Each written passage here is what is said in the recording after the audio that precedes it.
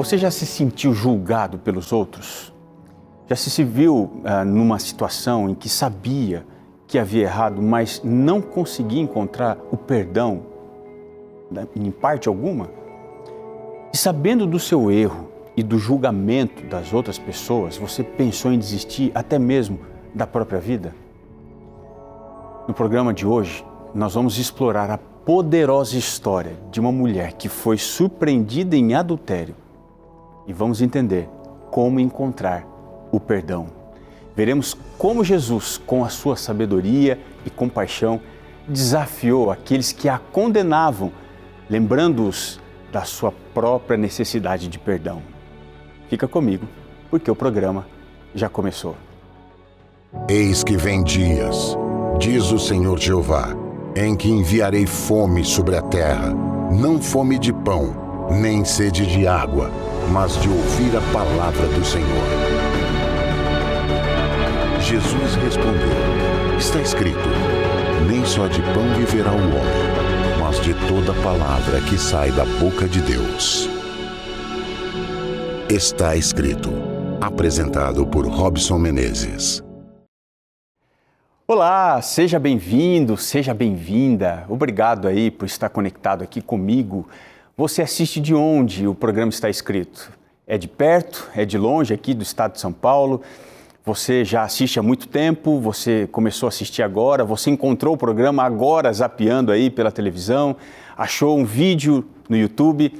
Então deixa eu lhe dizer, você é muito amado por Deus e eu estou aqui para dizer que a sua vida é tão importante que se fosse só por sua causa, Ele teria vindo para morrer e oferecer salvação. Então, abrace essa fé em Cristo Jesus. Eu tenho certeza que você vai ter mais paz, mais amor para continuar enfrentando aí os desafios da vida, não é mesmo? Nem sempre é fácil lutar, mas com Ele fica muito melhor, fica mais tranquilo, fica mais leve o fardo que a gente tem que carregar. Então, receba o meu abraço em nome de todo mundo aqui da produção do programa Está Escrito. E mais do que receber um abraço, eu quero que você receba aí na sua casa essa revista, O Espírito Santo, o Deus dos bastidores. Talvez você, se não conhece a Novo Tempo, vai pensar, lá vem ele querendo vender. Não, a gente não vende nada aqui não. Nós queremos que você saiba mais da Palavra de Deus e a gente quer fazer isso, te ajudar a compreender mais de graça. Você vai pedir, vai chegar no melhor endereço que você apontar essa revista e ela vai abençoar a sua vida, eu tenho certeza disso, tá bom? O que você faz para pedir e receber? É só você entrar em contato com a gente agora mesmo através do telefone. Pega o telefone aí, você vai ligar, 0 operadora 12 21 27 31 21. Você prefere o WhatsApp? É mais fácil? Então, olha, manda uma mensagem aqui no 12 982 44 4449. Você vai mandar, vai receber um link e ao preencher ali as respostas, nós vamos enviar para você essa revista sem custo nenhum, tá bom? Agora, deixa eu lhe dizer, sabe por que a gente manda? Porque nós temos aqui uma parceria muito boa com os nossos amigos Anjos da Esperança. E se você é um anjo, fica aqui o meu abraço, minha gratidão por permitir que a Novo Tempo faça mais pela pregação do Evangelho, tá bom? Tá com a revista na mão? Você tem a sua? Então vamos usar, porque chegou agora o quadro Responde aí, Pastor. Mari, pode rodar a vinheta. Responde aí, pastor. Responde aí, pastor. Responde aí, pastor. Responde aí, pastor. Vamos lá, responde aí, pastor. A pergunta de hoje está aqui na tela. Como o Espírito Santo atua na vida de um cristão hoje? Olha, o Espírito Santo, ele desempenha um papel fundamental na vida de qualquer pessoa, dos cristãos também, né? Ele vai atuar como conselheiro, como consolador, como um guia espiritual. Foi isso que Jesus disse, você se lembra no diálogo com os discípulos? Ele falou, olha, eu vou fazer algo por vocês. E o que foi que ele disse? Lá em João, capítulo 14, o verso 16 e 17, Jesus disse assim, e eu rogarei ao Pai, e Ele vos dará outro Consolador, a fim de que esteja para sempre convosco.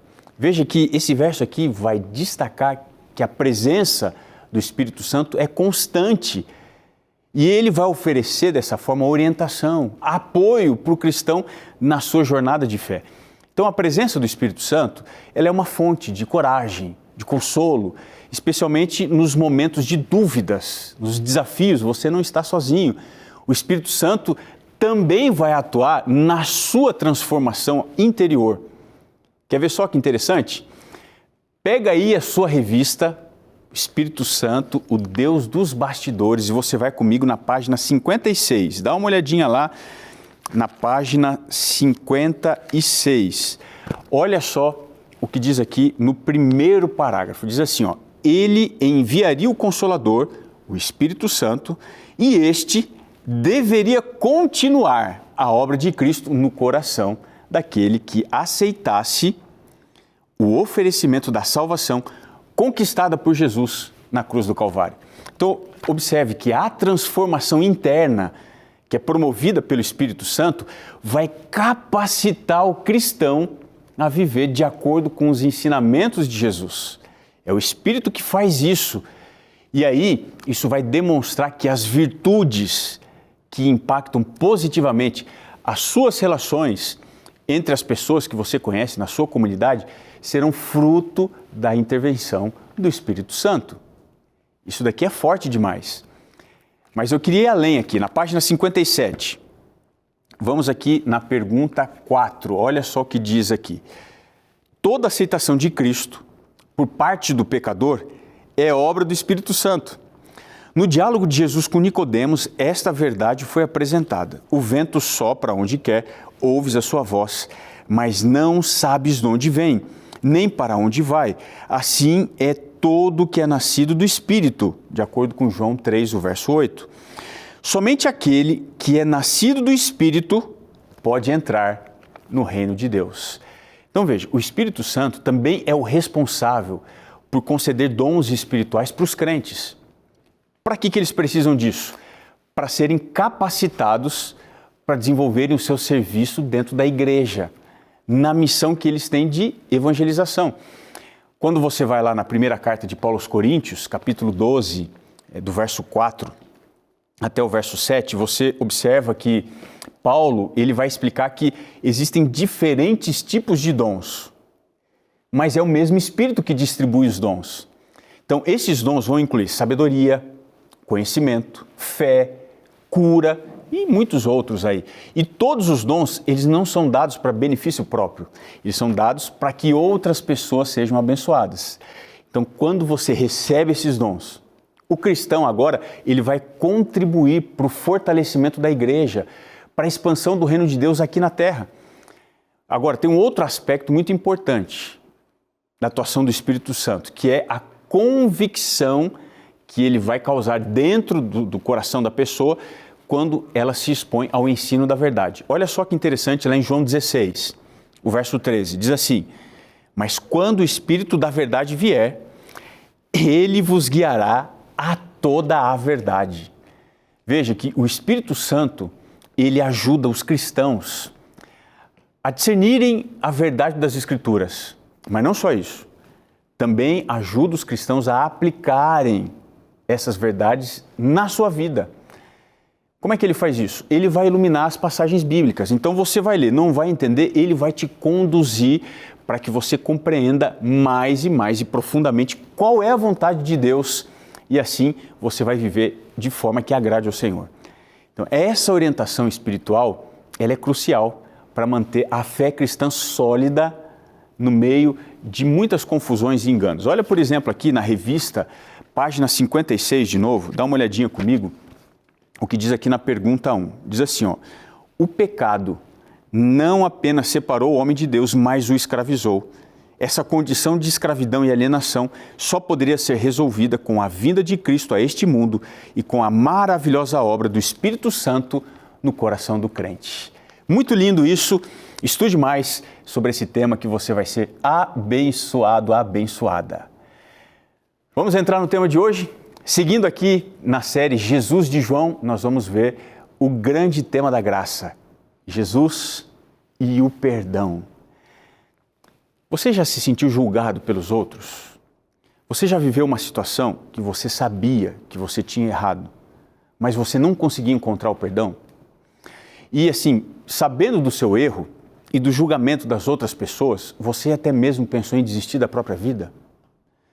No programa de hoje, nós vamos explorar a poderosa história de uma mulher que foi pega num flagrante adultério aqui dentro do Evangelho de João. Nós vamos ver como é que Jesus trata com pecadores.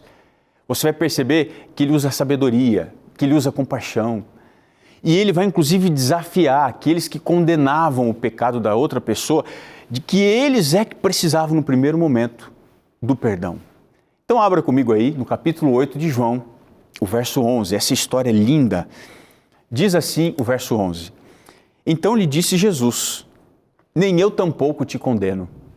Vai e não peques mais. Para muitos estudiosos, a narrativa da história dessa mulher adúltera, ela não deveria estar no Evangelho de João, porque ela interrompe uma sequência da discussão que Jesus está tendo com os judeus. Essa discussão vem até o capítulo 7, o verso 53, ela para aqui e vai ser retomada no final da história, em João 8, verso 12. Então, a história dessa mulher adúltera, ela aparece como se fosse um parênteses dentro da narrativa. No primeiro momento, assim, não faz muito sentido ela estar ali. Mas, embora tenha um consenso de que os estudiosos pensam que esse relato é de fato verdadeiro, e talvez, que ele, mesmo não devendo aparecer ali, mas ele é verdadeiro, ele existiu. Então, essa história não é uma falácia que invadiu a Bíblia. Eu acredito que, embora esse texto não pudesse estar lá no Evangelho de João, nesse lugar, ao contrário do que muitos pensam, ele vai apresentar um Jesus que aparece em outros lugares do Evangelho como um Salvador, um Deus amoroso, e que diante dos erros, dos pecados, das falhas humanas, ele oferece um braço, um ombro, um carinho, em vez de oferecer condenação. Essa história aqui, ela é como se fosse um acidente do bem. É uma faísca de esperança no meio de uma discussão acalorada, longa, que Jesus está tendo com os seus adversários. Então vamos entender aqui o contexto dessa história. A mulher foi apanhada em flagrante adultério. Aqui na história, a gente vai encontrar, primeiramente, esta mulher sendo surpreendida num ato ilícito. Jesus está pregando ali no pátio do templo e ele vai ser interrompido. Mas a cena é interessante, tenta imaginar comigo, nas primeiras horas da manhã, o sol começa a iluminar as paredes do templo de Jerusalém. Jesus está ensinando lá no pátio do templo, quando de repente a atenção das pessoas é desviada por causa de uma turba furiosa que aparece arrastando uma mulher, quem sabe nua ou até mesmo seminua, por entre as ruas de Jerusalém, porque ela tinha sido apanhada em flagrante adultério. E esse grupo chega acusando essa mulher, jogam ela no meio da multidão. Mas afinal, o que estava acontecendo? Essa era uma cilada. Essa cena era uma estratégia para eles encontrarem um motivo para destruir Jesus. O foco aqui dos escribas e também dos líderes que estavam ali era não condenar aquela mulher, mas era uma faísca para eles terem algo para acusar Jesus. Toda a cena estava montada, mas a gente tem um problema fundamental aqui. Cadê o homem? O adúltero? Ninguém adultera sozinho, você concorda? Então por que eles trouxeram apenas essa mulher? O julgamento todo por essa causa já era fraudulento. Mas na verdade o que eles queriam, o homem que eles queriam acusar, que eles queriam condenar, sentenciar à morte, era o próprio Jesus. O plano deles era matar os dois naquele dia. Mas para que isso acontecesse, depois de eles completarem aquele show de horror, arrastando a mulher, veio uma dramática pergunta. Olha lá comigo no capítulo 8 ainda, o verso 4 e o verso 5. Olha o que eles dizem. Mestre, esta mulher foi apanhada em flagrante adultério. E na lei nos mandou Moisés que tais mulheres sejam apedrejadas. Tu, pois, o que dizes? É curioso que, nessa cena, Jesus não tinha uma resposta pronta, como em outros casos que o Evangelho narra. Ele simplesmente fica em silêncio. Ele, então, se abaixa e ele começa a escrever com o dedo entre as poeiras do pátio do templo. O que Jesus está fazendo aqui? Será que ele está num beco sem saída? Veja, se Jesus libertasse aquela mulher, eles acusariam Jesus de não cumprir a lei de Moisés, onde diz que essas pessoas apanhadas em adultério deveriam ser apedrejadas, ou seja, elas deveriam morrer. Isso está lá em Levíticos 20, o verso 10, e também Deuteronômio 22, o verso 22 até o verso 24. Agora, se por um outro lado, Jesus ordena o apedrejamento daquela mulher, muito provavelmente os seus opositores iriam acusá-lo de não cumprir a sua palavra sobre o amor, sobre o perdão. E mais ainda, eles o acusariam de usurpar como um impostor o poder romano. Isso aí era prerrogativa do império, condenar alguém. Então, essa situação, aparentemente, ela não tinha solução. O que você faria no lugar de Jesus? Como que você escaparia dessa armadilha? Jesus sabia que a cena toda estava armada e que ele não podia jogar assim as suas respostas ao vento. Então foi por isso que ele guardou silêncio. Qual é a história que a gente encontra agora por trás desta história? Vamos entender qual foi a melhor resposta. O que a gente aprende nessa cena é que Jesus guardou silêncio. Sabe por quê? Porque talvez, algumas vezes, a melhor resposta que a gente pode dar é o silêncio. Essa resposta deve ser dada para pessoas com ódio no coração, que não estão prontas para ouvir o que você vai dizer. Não importa quais palavras você fale. Quando você guarda silêncio, você inverte a lógica das coisas. E foi isso que Jesus fez. Quando ele guardou silêncio, ele começou a escrever na terra com o seu dedo. Veja, Jesus estava levando os seus opositores, os algozes daquela mulher, a refletirem naquilo que eles estavam fazendo. Se existe alguma esperança de mudança nas pessoas que carregam tanto ódio, tanto preconceito dentro do coração, provavelmente ela só vai poder alcançá-los através de uma reflexão forçada, no calor da situação. E é por isso que Jesus deixa essa forma de orientação. É uma dica importante para todos os tempos e para situações parecidas. Você está sendo acusado? Silêncio. Vamos aqui então avançar um pouquinho. Após algum tempo, imagina a cena, Jesus escrevendo com o dedo na terra.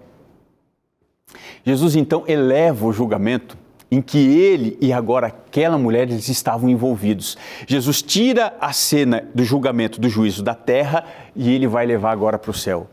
O parâmetro agora não vai ser mais humano, o parâmetro agora é divino. Ou seja, o julgamento agora não está mais apenas no âmbito humano. O julgamento está agora no âmbito divino. Enquanto no julgamento humano as pessoas odeiam as outras pelos erros que elas mesmas cometem, isso daqui é uma loucura. No julgamento divino, Deus acredita naquilo que a pessoa pode vir a se tornar. E este provavelmente seja o ponto mais extraordinário dessa história.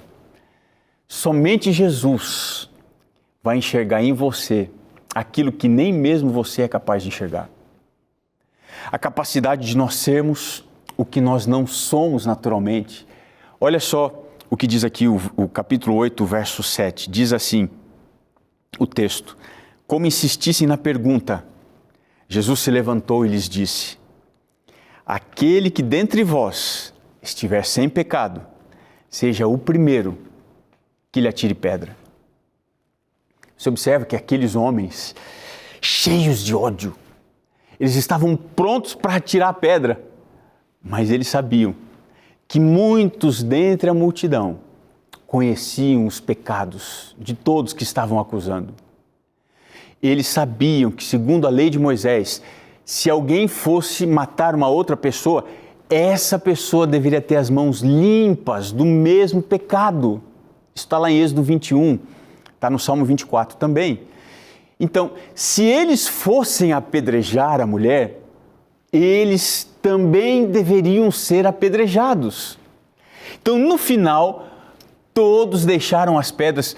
Não foi porque eles se arrependeram do seu ato, dos seus pecados, mas boa parte deles deixou as pedras por medo de que fossem também julgados, assim como ela estava sendo julgada. Porque geralmente, um julgamento é uma confissão de um pecado. O pecado que você vê na vida do outro que te incomoda é uma confissão do seu pecado. Reflita aqui comigo. Nós somos tão prontos em julgar os outros. Sabe por quê? Porque nós somos covardes demais para julgarmos a nós mesmos. Nós costumamos ter olhos de águias para os erros dos outros e olhos de morcego para os nossos erros. Quão terríveis são os meus pecados quando eu vejo você os cometendo. Conseguiu entender? Jesus sabia que aqueles homens tinham tantos pecados quanto aquela mulher. Jesus sabia que eles haviam cometido tantos erros quanto aquela mulher. E eles eram tão dignos daquelas pedras quanto aquela mulher. Jesus sabia que todo o ato de acusação é, no primeiro momento, uma confissão, é um ato de confissão. Todos os julgadores, sem exceção, são irracionais. À medida que a gente se afasta da realidade e a gente entra na subjetividade, nós corremos o risco de confundir as nossas opiniões com os fatos e de nos tornarmos juízes incontestáveis, mas bastante parciais dos outros. Ou seja, essa atitude, ela vai empobrecer o que nós julgamos. E assim, nós empobrecemos a nossa própria individualidade, o nosso próprio caráter, quando nós estamos muito focados naquilo que os outros fazem e não em nós mesmos. Quando nós deixamos de acalmar o nosso ego, ele vai adquirir assim proporções exageradas, ou até simplesmente nós vamos ter muita pressa para nos impedir de pensar, e aí nós vamos preferir julgar os outros. O que vem na sequência? Nós começamos a adicionar rótulos para catalogar as pessoas, as coisas, os eventos. Nós então vamos começar a dizer aquilo que deve ser considerado bom ou ruim, nós vamos nos tornar a medida de comparação dos nossos desejos, das nossas expectativas. Para Platão, o homem sábio é aquele que é capaz de observar tanto o fenômeno quanto a essência desse fenômeno. Uma pessoa sábia é aquela que não apenas analisa as circunstâncias contingentes, que geralmente são mutáveis, mas é capaz de rasgar o véu da sua superficialidade para alcançar o mais universal e essencial. E foi exatamente isso que Jesus fez com aqueles opositores e com a multidão. Ele fez com que eles fossem além daquilo que era facilmente percebido por eles. Jesus fez com que eles conseguissem superar a primeira impressão para eles mergulharem nas causas individuais e entenderem os efeitos mais profundos do pecado na vida deles. E isso exige uma árdua tarefa intelectual, através da qual nós podemos crescer como pessoas e expandir a nossa visão de mundo.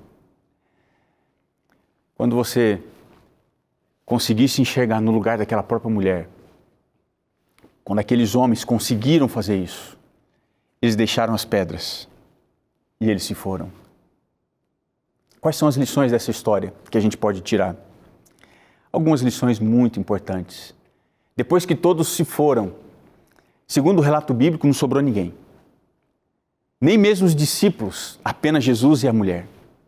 E pela primeira vez na narrativa, Jesus resolve falar com ela. E eu sempre me perguntei, por que Jesus não falou com ela antes? Por que ele não se dirigiu a ela primeiro?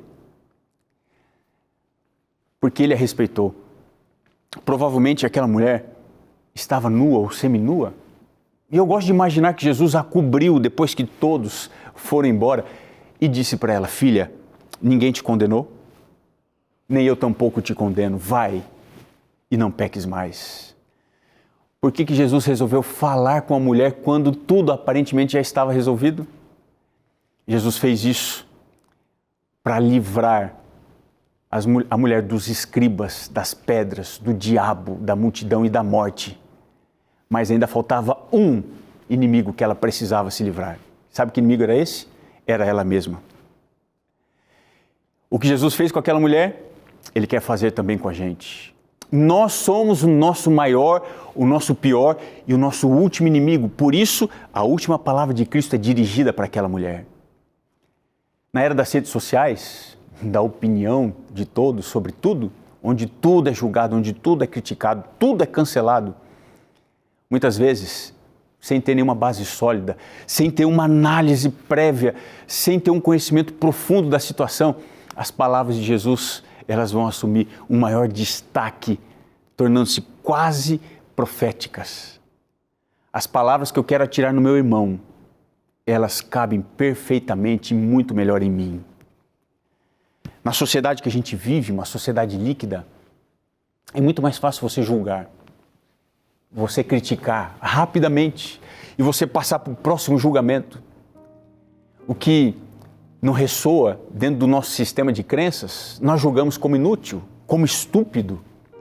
E nós passamos para a seguinte coisa: na era da gratificação instantânea, o pensamento ele exige um esforço que muitos não estão dispostos a exercer. E por último, eu gostaria de destacar o ato de Jesus escrever na poeira que estava ali no chão do templo. A tradição cristã admite que Jesus, quando fez isso, ele estava traçando perante eles os criminosos segredos da vida de cada um. É como se ele estivesse escrevendo os pecados deles. Dizem que Jesus escreveu com o dedo na terra o pecado.